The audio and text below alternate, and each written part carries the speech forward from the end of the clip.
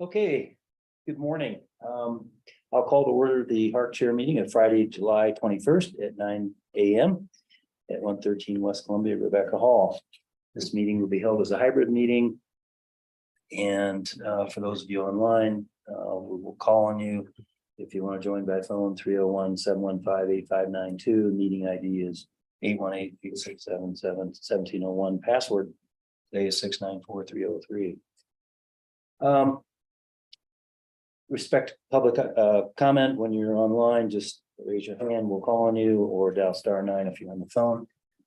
So I think we'll go ahead to the first public hearing item at 235 North Oak. It's consideration of a minor scale application in the historic zone residential zone district for the repositioning of the THS secondary structure per land use code 7203A3C4.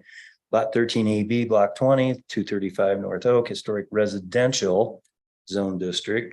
Owner, Virginia McGee Richards, 2022 Revocable Trust, dated 3/17/23. Staff member, our applicant, Chris Papar, Shift Architects, and staff member Erica Jensen.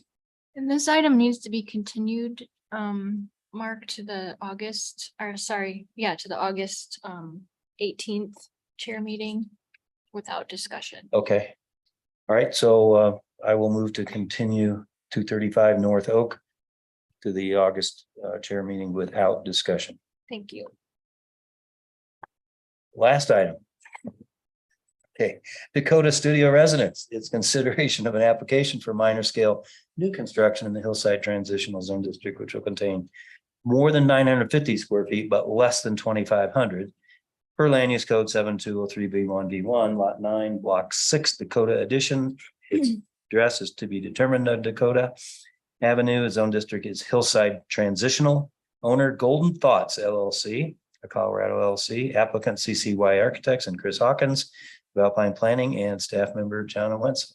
Thank you. Good morning, everyone. You may remember several months ago, maybe a year ago, HARC approved the residence just to the east of this property. And the addresses have changed. That property used to be 459. With the proposal on this lot, the addresses have been reshuffled. So now this lot is actually 459 Dakota. This site is located in a residential neighborhood on the north side of Dakota Avenue. The site slopes up to the north with about 40 feet of grade change from the north to the south. It is outside the historic district, but inside the historic preservation overlay district. And it's in the Hillside Transitional Zone District and the Transitional Hillside Treatment Area. The project is to construct a 1,151 square foot studio residence on this currently vacant lot. The structure is proposed to be set back 65 feet from Dakota Avenue. There were just a few conditions proposed and listed in the memo that I'll go over. The first one was to further contour the site to reduce the need for retaining walls. I have met with the applicants a few times, and they actually have reduced the amount of retainage that was proposed originally, and I appreciate that. Again, I think that there's still quite a bit. I understand that they need some for the access stairs that go up through the lot and for their parking. There's also a patio proposed on the lot to the west. But the guidelines are pretty clear, especially on the steeper lots, that retaining walls should be as low as possible and minimized in number. What was the highest point on this now? I missed that. Of the walls? The walls. I'm not sure. I can Would you ask mind that. asking the applicant? Okay. Okay. Number 2 is to provide a detail of the trash enclosure. The trash enclosure is proposed at the parking area on Dakota Avenue. Number 3 was to reduce the large expanses and clusters of windows on the north and south facades. I understand this is a very small structure. And there aren't a lot of windows, there aren't the number of windows that we'd see in a I guess normal size new residential structure, but the concentration of glazing on the north, the window to wall ratio, and the large picture window and kind of wraparound glass on the south is not consistent with the guidelines. Condition number 4 was a further reduction in the number of step lights. Again, I've spoken with the applicants about this. They reduced the number from 23 to currently 18 proposed. Again, there are a number of kind of long runs of stairs, exterior stairs that do need to be lighted for safety. But I guess I would request again, just another look at that to reduce the number to the minimum required for safety. And one suggestion that the design guidelines propose is that motion detectors could be recommended in certain situations. I don't know if that's practical here. But just, again, it's in the River Park corridor. Light spill is a concern on the hillside and in the River Park corridor treatment area. And that is it for my presentation. If you have any questions, I'm happy to answer. And on Zoom with us are Sean O'Brien and Chris Hawkins, who will be representing the owners. Okay, thank you. Only one question, and you stated it, but I have a follow-up question, and that is on the windows reduction. It's that wraparound area. Are you thinking it's window wall ratio, but is it also like the number, or could they get there with reduction in size, in your opinion? They could, yeah. Either way, okay. Could. Yeah. All right, well, Chris has been through this, he knows how. And then I think that's a great idea in the step lights, because it's such a natural application for people walking. Right. It doesn't appear that and I don't know, but if the resident isn't habited all the time, it seems like it could be beneficial to have a motion detector or some other kind of technology that would light the stairs when needed. And I didn't look back at ES, but does ES have the word safety in it? Minimum for safety, or is it just? See.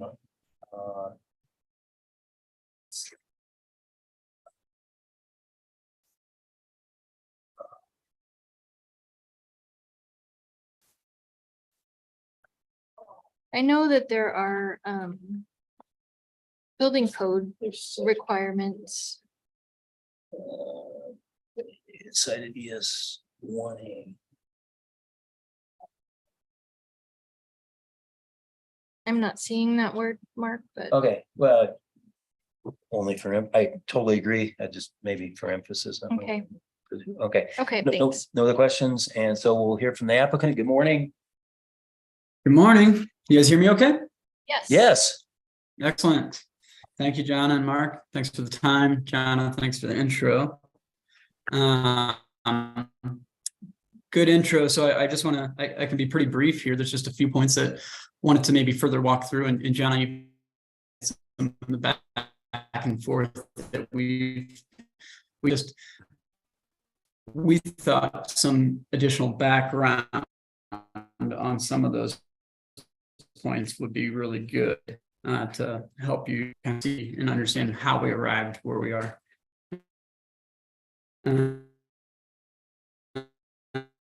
Sean,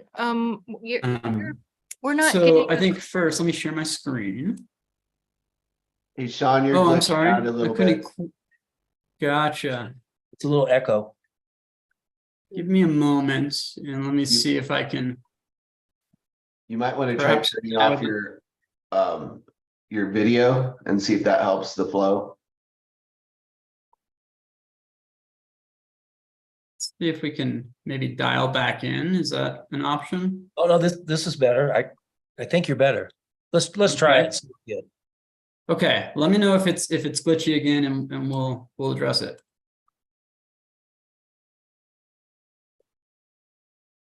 Okay, so Jonna, again, nice intro on location. Won't be redundant there. I think just a quick few points on background. Our clients approached us with the idea of doing a smaller scale home on lot 9, which we were all very excited about, kind of a unique opportunity. as we got into it, they were open to a longer approach to get to the front door from parking to allow the home to live on the back side of the sites, which really allowed for a lot of positive open space. It also helped remove the home from the floodplain. So we thought that that was a nice evolution and a big win for everybody, including the neighboring people in the streetscape. So just to jump into, I think, the conditions that Jana just outlined, really primarily wanted to walk through the first one, which is related to the site grading. So I think there's a number of objectives that we focused on in terms with the site plan and the grading. And I just wanted to walk through a few of those here.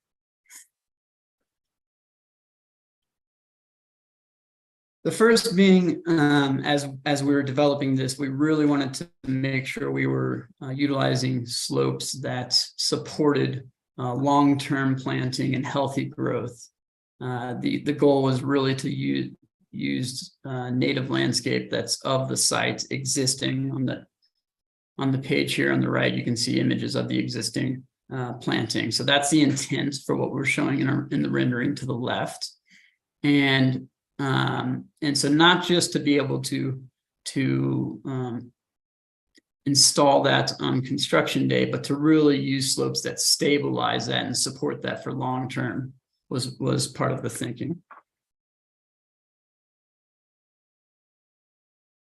And that segues nice another goal, which all of these are common goals with the design guidelines.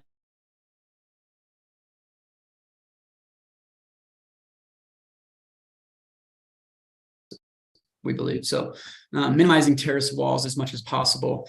It's common and typical with a lot of hillside have steep slopes that there's likely going to be some amount of retaining. What's the highest point of your retaining wall? And if you could just show me, well, maybe you're getting to that drawing. I'd just like to see it.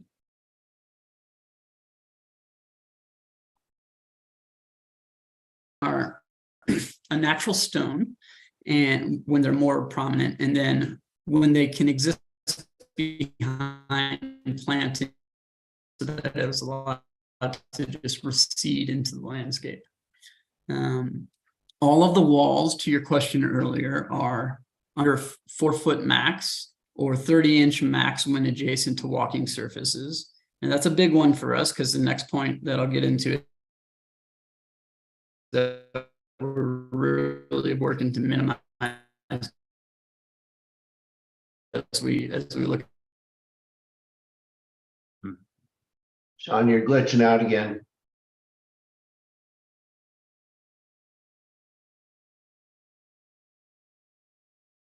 We lost him. If you want to dial back in or try to reconnect, I think that's now best.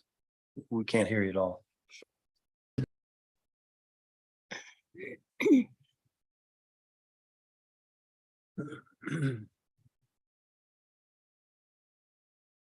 Chris, so the only retaining wall that's up to 4 feet is where the cars and the parking are?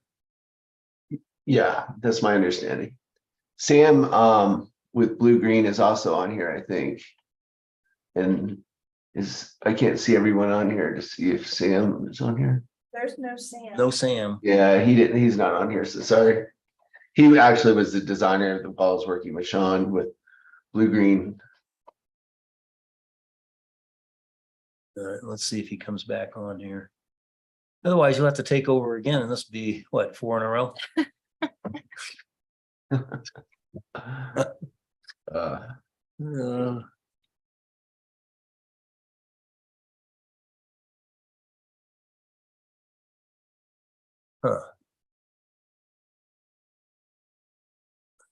I'll ping him and see if he's calling in. My guess is he is calling in now.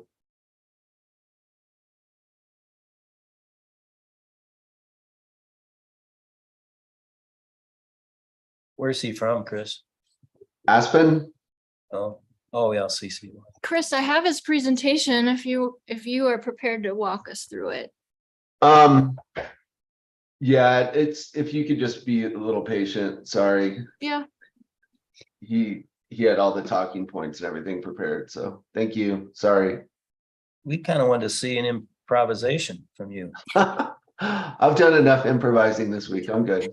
Okay, you rest your case. Yeah. Oh.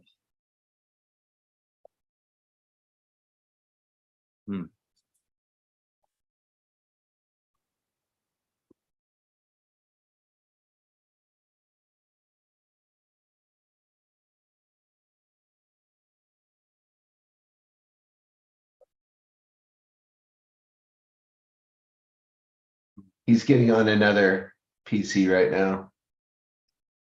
Hang on. Mhm. I mean, the worst case, he could call in Yeah, by phone. here, hang on. Okay. Sure, so are you logged in as a Kevin now? Correct. If there's a Kevin Newman, if you could unmute that speaker, that's now Sean. I see it. Hi, all. Can you hear me okay? Oh, that's a lot better. Can you hear us? Sean? Computer audio. Can you hear me okay, guys? Yes. Excellent. Okay, Sean? sorry about that. You gotta turn off the volume on the computer, the other speaker, because it's echoing. Is that better? Yeah, it's gone now. Thank you. Excellent. So I think we were finished with number one, except for you were just saying the height of the retaining walls is almost 4 feet along the parking, and then it's below 30-inch on the stairs. Great. Thank you for letting me know where we left off. I'm just gonna pull up the PDF on this. I had to swap computers, so apologies.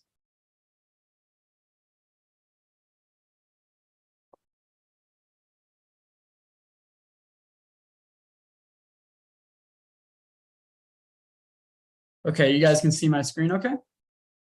No, no, Can't see your screen at all. blank. Blank. Looks like it's just been a slow technology day over here. How about now? Yep. It would be Well, a Zoom email. without it. I'm sorry? It wouldn't be a Zoom without some technology issues. Yeah, that's right. we're just seeing a desktop. Okay. Now we should be back. Yep, you're good. Okay, thank you, everybody. Apologies for the delay. Okay, There. Let's we get- can fast forward to the retaining walls, and I'd really just have one more question. The height by the cars is what? And then going up the stairs is less than 30 inches?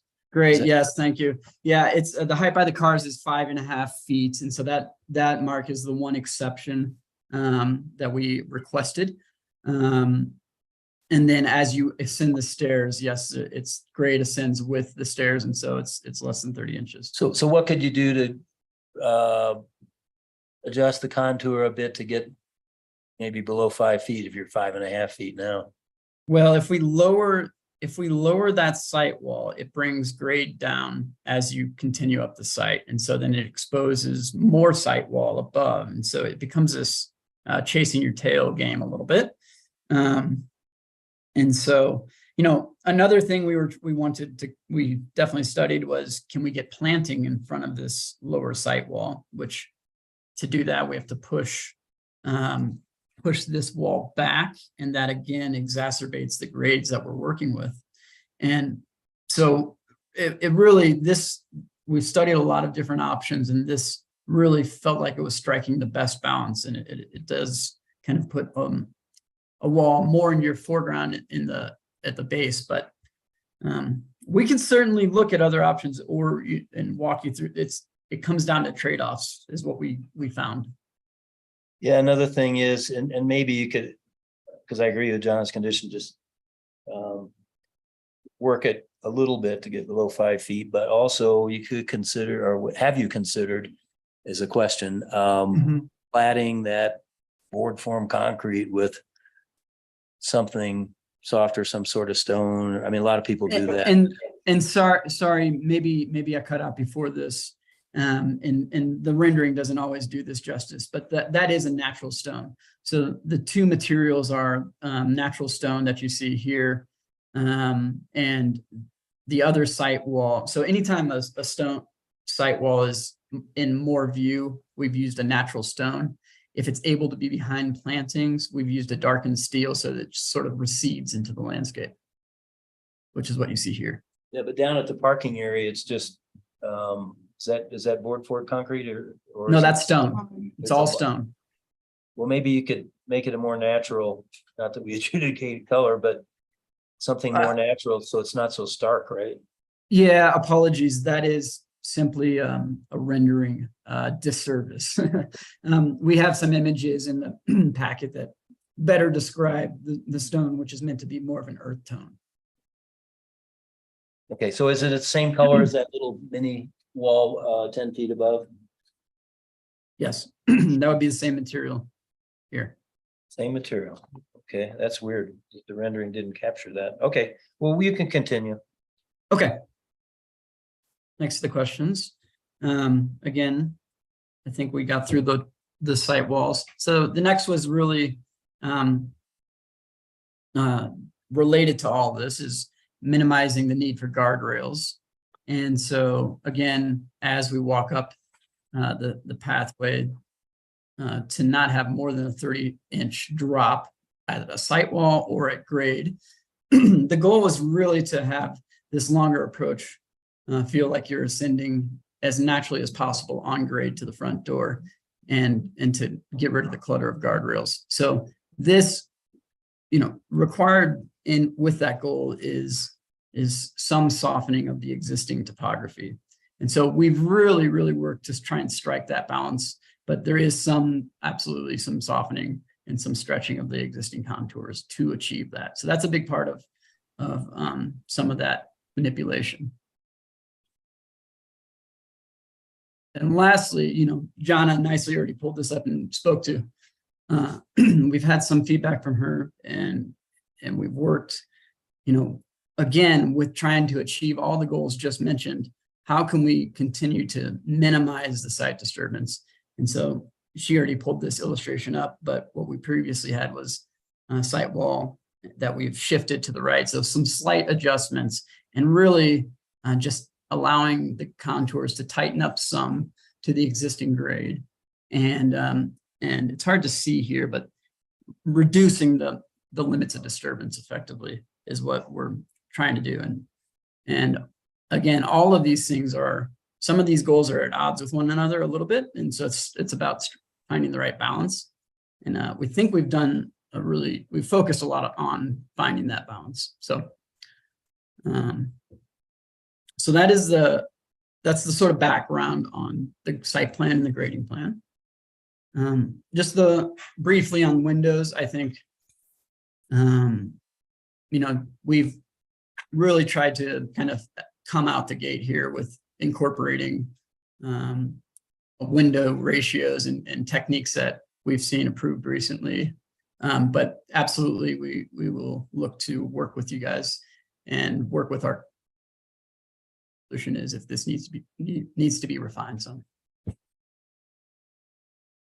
The rest of the conditions we feel are much more straightforward, and yes, the lighting I think is something that we've worked with John on some, and again, common goals. We don't want to light up the night sky. We want to provide safe access.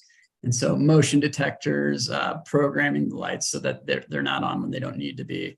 And then really only using what is required for safe access is our goal. So we'll definitely work with you to find that balance. So Okay. That was it.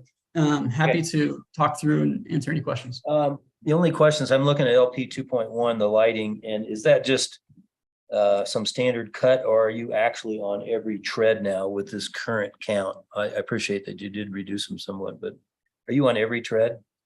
No, not every tread. I want to say it's around every other 3 or so. Okay. Because I see the note says, well, it can't reach below or above, but there are some that do. But I think we'll just let that addition stand. Right. I think you know how to maybe take it to the next cut to minimize it for safety. And again, before I lose you, that large cluster, I think Jonna made her point. But I think there's a way to do that without harming view from that corner. And I don't have any further questions. Okay. See if there's any public comment. Any public comment, please? If so, raise your hand, which I think everybody in here is related to the project that I see as Sam and you're using the alias Kevin Newman. So no public comment, that's it. So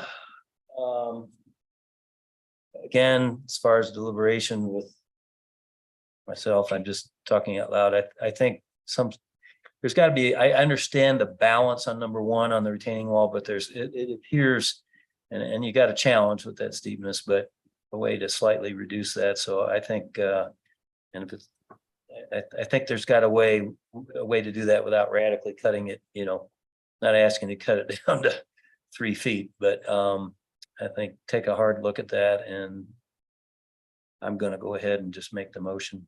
I move to approve the proposed final minor scale new construction at 459 West Dakota, Lot 9, Block 6, Dakota Avenue, based on the findings of the staff memo dated July 21st, 2023, with the following conditions. 1, 2, 3 as written. 4, just for emphasis, I'm going to simply add the words on 4 and provide the minimal lighting required for safety, period.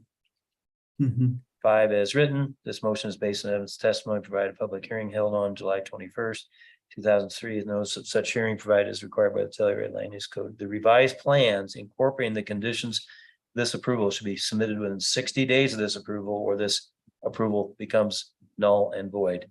The rest as written. So thank you. Congratulations, and thank you for moving it back 65 feet, and good luck with your project. Awesome. Thank you very much. Appreciate your Thanks, time. Sean. Thank you. Bye. Thank you, guys. All right, we'll go Thanks, ahead, Chris. adjourn Yep, at have a good weekend. Bye. 9:28 a.m. Thank you. Okay.